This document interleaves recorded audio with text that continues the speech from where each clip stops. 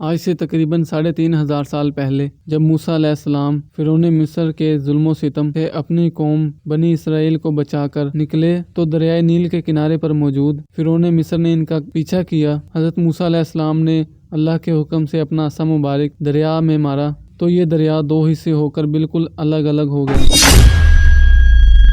جس کے درمیان سے آپ 6 لاکھ لوگوں کو لے کر نکل گئے اور اپنے آبائی وطن ملک شام میں بڑھنے لگے۔ جبکہ اسی راستے سے جب فرعون مصر کی قوم گزری تو سب کے سب اس میں ڈوب کر مر گئے۔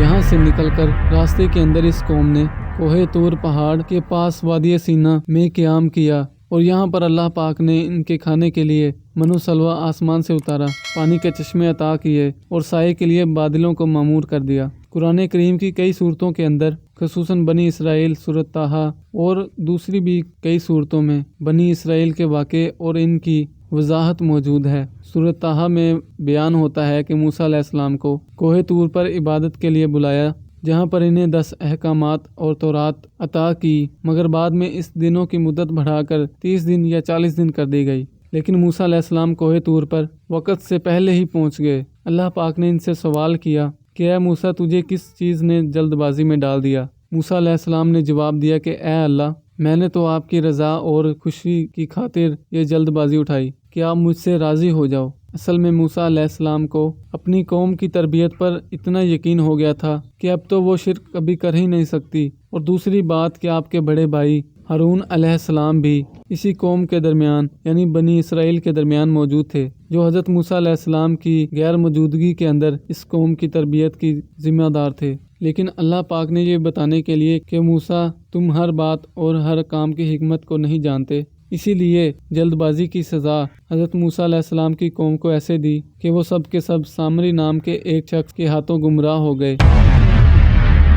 اور وہاں پر موجود ایک بچڑے کی عبادت کرنے لگے، اسے اپنا خدا مان کر شرک کرنے لگے۔ اس قوم کو گمراہ کرنے والے شخص کا نام سامری جادوگر بیان ہوتا ہے، جس کے بارے میں کئی اسرائیلی روایات موجود ہیں، جن کے مطابق یہ شخص بنی اسرائیل کی قوم سے ہی تھا اور ہجرت کے وقت بھی ان کے ساتھ تھا۔ بنی اسرائیل قوم پر مصر کے لوگ بہت زیادہ اعتبار کرتے تھے کہ یہ پیغمبروں کی اولاد ہیں، باقی سب خامیاں ان میں موجود ہیں، لیکن یہ امانت کے اندر خیانت بالکل نہیں کرتے، لہٰذا مصری قوم کی بہت ساری امانتیں بنی اسرائیل کی قوم کے پاس موجود تھیں۔ سامری نے بنی اسرائیل کی قوم سے کہا، یہ امانتیں تم پر قرض ہیں اور تمہاری اپنی نہیں ہیں، یہ سب سونا مجھے اکٹھا کر کے دو تاکہ میں انہیں پگھلا کر ایک جگہ اکٹھا کر دوں، کیونکہ انہیں الگ الگ کر کے اٹھانا بہت ہی مشکل کام ہے، اور جب ان سب کو پگھلا کر میں اکٹھا کر دوں گا تو جس شخص کا جتنا حصہ ہوگا وہ بعد میں اس میں سے لے سکتا ہے۔ لیکن اس مکار شخص نے اس تمام سونے کو پگھلا کر ایک سونے کے بچڑے کے اندر بدل دیا اور کہنے لگا کہ موسیٰ علیہ السلام تو آپ کو 30 دن کا کہہ کر گئے تھے، لیکن اب تو 40 دن گزر گئے، وہ اب کبھی واپس نہیں آئیں گے، وہ ہمیشہ کے لیے اپنے رب کے پاس واپس چلے گئے، اور اب یہ سونے کا بچڑا ہی تمہارا رب ہے۔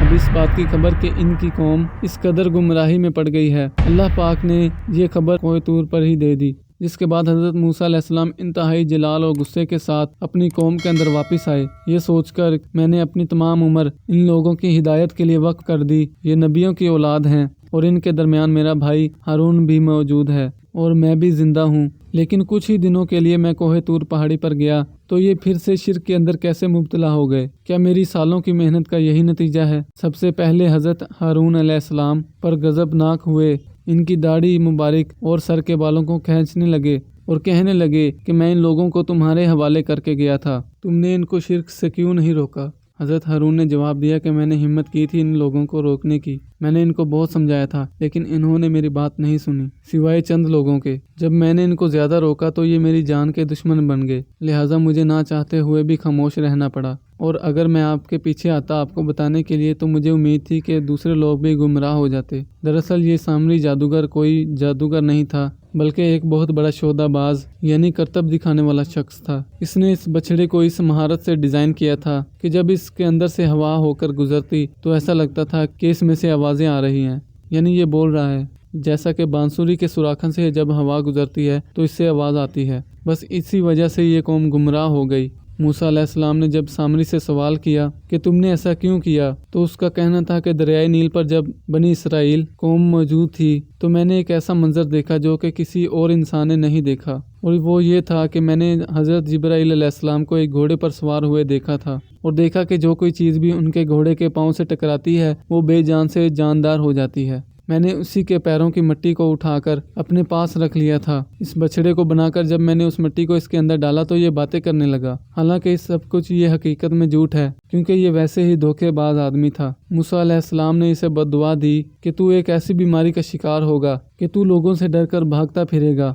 और कहता फिरेगा कि मुझे हाथ न लगाना, यही मौत तक तेरा मुकद्दर है, ताकि तुझे दुनिया व आखिरत में सज़ा मिले। इसके बाद सामरी को बेदखल करके वहाँ से निकाल दिया गया और सारी उम्र वो इसी बीमारी में रहकर मर गया, जिसे अगर कोई और शख्स भी हाथ लगाता तो वो भी बीमार हो जाता। इसीलिए ये अपनी बाकी ज़िंदगी में लोगों से और लोग इससे दूर भागते रहे और यही इसके लिए कत्ल से भी बढ़कर सज़ा थी। इसके बाद हज़रत मूसा अलैहिस्सलाम ने इस बछड़े को जलाकर इसकी राख को समुंदर में बहा दिया। इस वाक़या का जिक्र कुरान पाक की सूरत ताहा में मौजूद है। सामरी को बेदखल करने के बाद कबीले के बड़े लोगों को हुक्म दिया गया था कि वो इन मुशरिक लोगों को कत्ल कर दें जिन्होंने सोने के बछड़े की पूजा की थी, और इसी वजह से तौरात के मुताबिक एक दिन में ही 70,000 लोगों को कत्ल कर दिया गया। कुछ पुरानी रवायात के मुताबिक सामरी को हज़रत जिब्राईल अलैहिस्सलाम ने खुद पाला था और अपने हाथों की उंगलियों से दूध पिलाया था। दोस्तों, मुझे उम्मीद है आपको इस वीडियो से बहुत कुछ जानने को मिला होगा, तो इसे लाइक ज़रूर करें और चैनल पर नए हैं तो सब्सक्राइब कर लें ताकि इसी तरह की मालूमाती वीडियो आप तक पहुंच सके। शुक्रिया, जज़ाकल्लाह।